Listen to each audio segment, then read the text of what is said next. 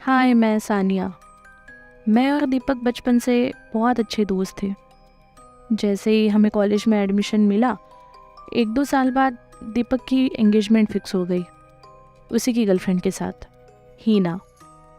हीना और दीपक एक दूसरे से बहुत ज़्यादा प्यार करते थे और हम लोग भी बहुत खुश थे उन लोगों के साथ। फिर उन दोनों की रात रात भर बातें चलती थी, दिन दिन भर मीटिंग्स चलती थी। एक रात दीपक और हीना कॉल पे बात कर रहे थे।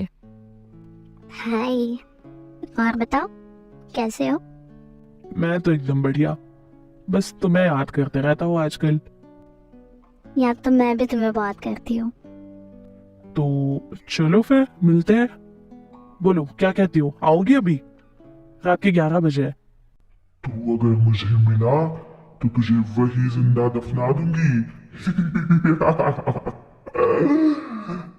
ये क्या उठ पटांग बातें कर रही हो तुम? क्या क्या हो, क्या क्या है तुम्हें? तुझे ये सब मजाक लगा है ना? तो मिल मुझे, तुझे वही जिंदा गाड़ के दफना दूंगी, वही पे। हिना बस करो यार, क्या बेहुदा मजाक है ये। अच्छा चलो, क्या करोगी तुम मेरे साथ? चलो करते हैं, देख लूंगा मैं क्या कर लोगी तुम मेरे साथ। चलो मिलते हैं। ये बात होने के बाद फ़ोन कट हो गया। फ़ोन कट होने के बाद दीपक को लगा ये सब मजाक है और दीपक सो गया। करीब 1-2 बजे के आसपास दीपक की आंखें खुली।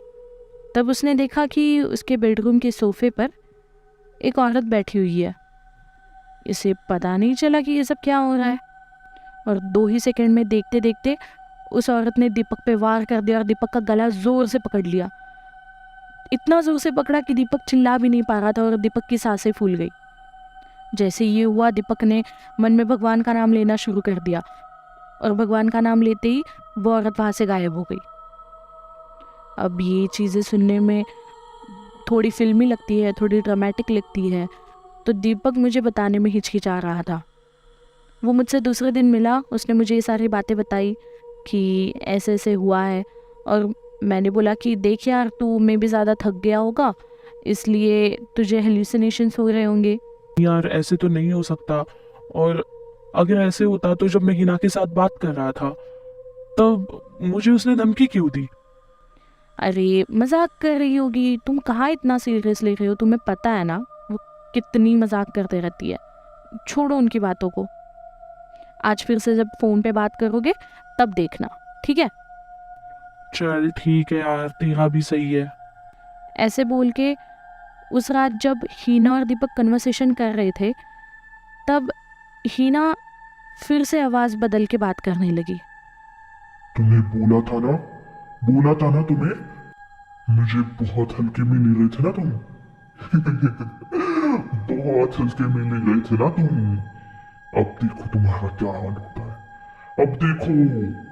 हीना यार बस करो यार, ये मजाक बहुत हो गया है। कल भी मैंने देखा उठ पटांग बातें किए जा रही हो, क्या है ये सब? ऐसे बोल के दीपक ने फ़ोन रख दिया। और इस रात दीपक बहुत डर गया था क्योंकि दीपक के साथ अगली रात जो हादसा हुआ था वो बहुत डेंजरस था। दूसरे दिन वो मुझसे मिला, तब उसने मुझसे ये बात शेयर की, तो हमने फ़िक्स किया कि हम हीना से मिल के आएंगे उसके घर पे जाके। मैं और दीपक उसके घर पे गए। जैसे ही हीना ने दरवाज़ा खोला, हीना की आंखें लाल थी। दीपक मेरे आगे खड़ा था और वो अचानक दीपक से कहने लगी कि मैंने कहा था ना तुम्हें यहाँ बताओ, कहा था ना तुम्हें यहाँ बताओ, यहीं पे जिंदा गाड़ दूंगी तुम्हें, अब देखना तुम। ऐसे बोल के उसने जो दीवार पे तस्वीर थी वो पता नहीं कैसे बट जोर से हवा में उड़ा के दीपक के सर पे मार दी और दीपक का खून बहने लगा। ये सब आवाज़ें सुनते ही हीना के भाई आए, हीना के पापा आए, हीना के दादाजी मम्मी सब आए और हीना को पकड़ लिया।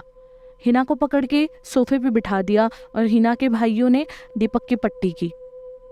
ये सब हमारे लिए बहुत ज़्यादा वियर्ड था क्योंकि हमें पता ही नहीं चल रहा था ये सब क्या हो रहा है। तब हीना के दादाजी ने बातों बातों में बोला कि हीना को कोई जिन चिपट गया है, कोई भूत का साया चिपट गया है। और ये सुनते ही हीना के पापा ने उसके दादाजी को रोकने की कोशिश की। हीना की हालत और बिगड़ते जा रही थी, तो हीना के घर वालों ने हमें वहाँ से जाने के लिए बोला। हम उसके घर से निकल गए, हॉस्पिटल गए दीपक की अच्छे से पट्टी कराई, पर तब हम बहुत ज़्यादा वरीद थे। हमें नहीं पता चल रहा था ये सब क्या हो रहा है। कुछ दिन बीतते गए और कुछ दिनों बाद हीना की तबीयत बहुत ज़्यादा ख़राब होने लगी। वो इतनी पतली हो चुकी थी, उसके आँखों के नीचे काले गड्ढे आ चुके थे, उसके हाथ पैर पे ज़ख्म के निशान दिखते थे। उसके घर वालों से उसका ये हाल नहीं देखा जा रहा था। उसके घर वालों ने उसे हॉस्पिटल में एडमिट कर दिया। हमें जैसे ही ये बात पता चली, मैं और दीपक हीना से मिलने हॉस्पिटल गए। और अजीब बात तो ये है कि डॉक्टर ने बोला पता नहीं हीना के साथ क्या हो रहा है, ना बीमारी पता चल रही है, ना इलाज पता चल रहा है, पर हम हमारा पूरा ट्राई कर रहे हैं। दीपक हीना से मिलने उसके वार्ड में गया, तब हीना ने उसे कहा कि दीपक, मुझे नहीं लगता कि मैं ज्यादा दिन तक जिंदा रह पाऊंगी।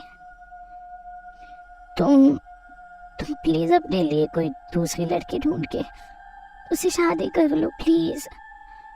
मैं तुम्हें ऐसे नहीं देख सकती। पागल हो गई हो क्या? तुम्हें छोड़ के कहीं नहीं जा रहा मैं, ठीक है? हो गया अभी फुल एंड फाइनल, तुम और मैं बस। तुम में सब अपनी सेहत का ध्यान रखो, सब ठीक हो जाएगा, मैं हूं ना। ये सब चीज़ें होती हुई देख के हम बहुत ज़्यादा टेंशन में थे। उसकी हालत ठीक होने का नाम ही नहीं ले रही थी। एक दिन फिर हम उसे एक बाबा के पास लेके गए। थक हार के हमारे पास कोई ऑप्शन ही नहीं बचा था। बाबा के पास लेके जाने के बाद जैसे ही हमने हीना को बाबा के सामने बिठाया, हीना अपना हाथ अपने माथे पे मारने लगी, अपने पैर पटकने लगी, गंदी गंदी आवाज़ें निकालने लगी। छोड़ दो मुझे, छोड़ दो, मैं सबको गाड़ दूंगी, यही पे गाड़ दूंगी। छोड़ मुझे, छोड़ता है कि नहीं? छोड़ मुझे। ये सब देख के हम बहुत ज़्यादा डर गए थे। दीपक तो इतना टेंशन में आ गया था कि उसे लग रहा था कि हीना को कहीं कुछ ना हो जाए। तब बाबा ने हाथ में मंत्र पड़ी हुई राख ली और हीना पे वो फूकी, तो हीना थोड़ी देर के लिए शांत हो गई। तब बाबा ने हमें बताया कि हीना पे बहुत बुरे जिन का साया पड़ा है और वो हीना की बॉडी छोड़ ही नहीं रहा है।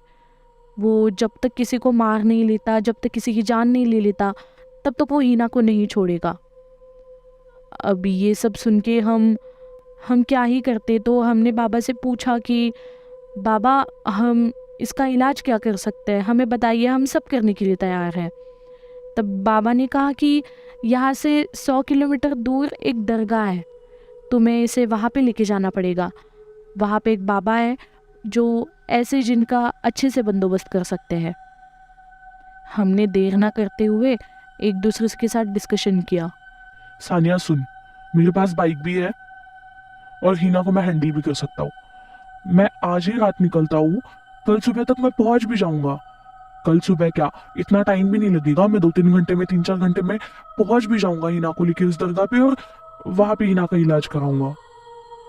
अरे यार दीपक, बट ये बहुत ज़्यादा डेंजरस है यार।